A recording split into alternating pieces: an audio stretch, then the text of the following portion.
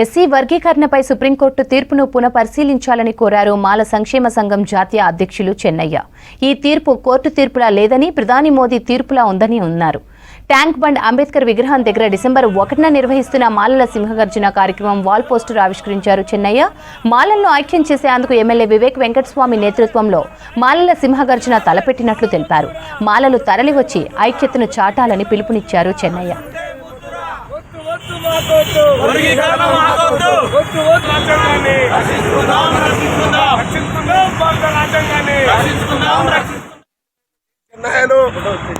అదేవిధంగా సుప్రీంకోర్టు ఇచ్చిన తీర్పుకు ఇది సుప్రీంకోర్టు తీర్పు కాదు, ఇది మోడీ తీర్పు. ఇది ఏంటంటే రాజకీయంగా చేసిండ్రు 7 మంది న్యాయమూర్తులు అంటే అంతా బాబునోళ్ళు.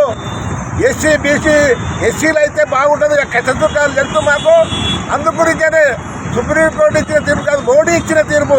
ఈ తీర్పును తీవ్రంగా ఖండిస్తున్నాం. ఈ తీర్పు గుణపాఠం చెప్పే రోజులు వస్తున్నాయి.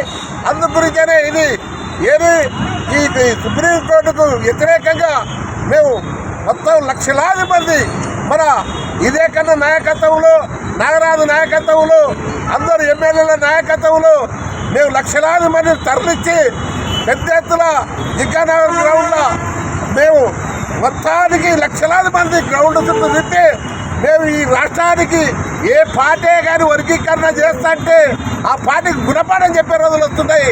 ఏ పార్టీ కూడా వర్గీకరణ రావద్దని కూడా మేము